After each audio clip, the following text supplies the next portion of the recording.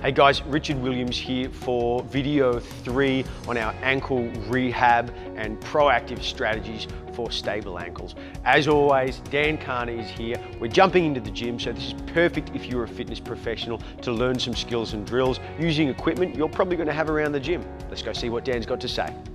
We've had a whirlwind tour of strength and flexibility, but a commonly missed step is something called proprioception.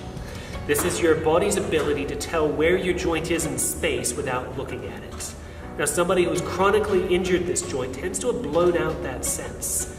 Starting point is to stand on one foot on an unstable surface. We have a yoga block here, but it can be as simple as standing on a squishy pillow you don't mind having your feet on. You're looking for that view where the ankle is always having to twist around. Notice how the toes are having to autocorrect a little bit, and the ankle is trying to find that butter zone, and it's tilting backwards and forwards. And that's the electrical sensory organs trying to send signal up to your brain and back, trying to balance things out.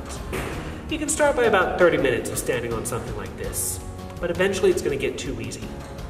After it gets too easy, more advanced unstable surfaces come into the picture.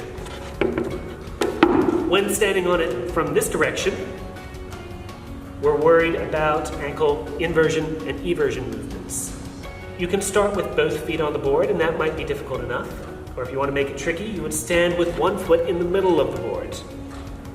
And this could take a while. And it's okay if you shake around a fair bit as you start. This, as you can see, is the foot trying to balance out ankle inversion, eversion, in and out, tilting. When you've developed this for about 30 minutes or so, you spin the board around. Now, we're dealing with ankle plantar and dorsiflexion, trying to stabilize themselves. This normally is a little bit easier with both feet down. You can start just by keeping your balance and then slowly controlled tapping forwards and back. And after you feel like you've mastered it, you can put one foot in the middle of the board. And if you want to make it even more difficult, you can practice straightening and bending your knee as you go. There's a lot of different items out there. There's Duradiscs, which is an air-filled rubber disc.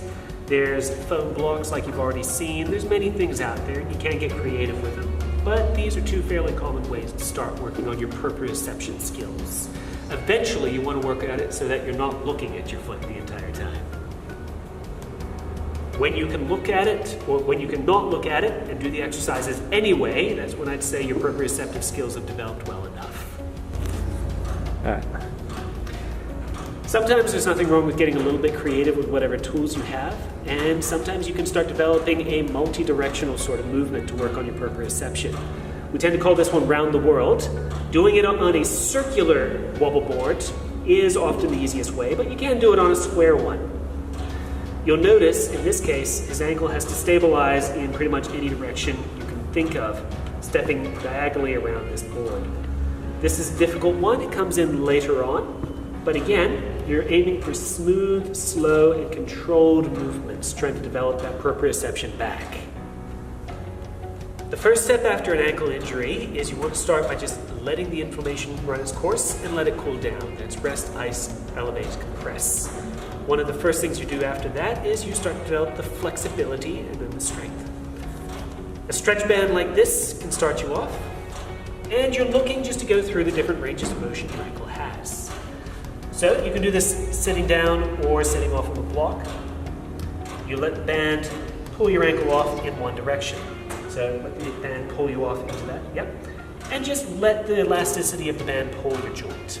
When you feel like it's hit its comfortable in range, you then tilt the ankle inwards against the resistance of the band. Don't let it just spring you back though, slowly control it on the way back out. This part will be difficult. Slowly in, and then slowly come back out. And in most cases, you'll see that the joint will go bump, bump, bump on the way back.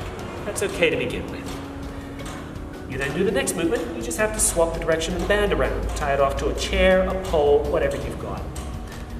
And just like before, you let it pull into that inversion position. Let it sink into a comfortable range and slowly push out. The most common form of ankle sprain is inversion, so this is the one you want to be careful with. Don't let it re-injure you. Just let it push you to what you feel comfortable with, and then work on being able to push your way out of that range again.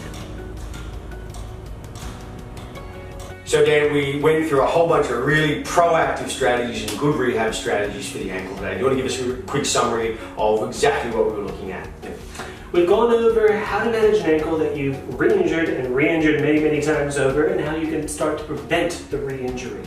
This is good for somebody who's just a little bit worried about an ankle injury and hasn't had a full one yet, or for somebody who's had repeat problems, because it builds upon those blocks of flexibility, strength, and proprioception. After you've developed that sort of foundation, you can normally get into most athletic activities after you've developed them step by step.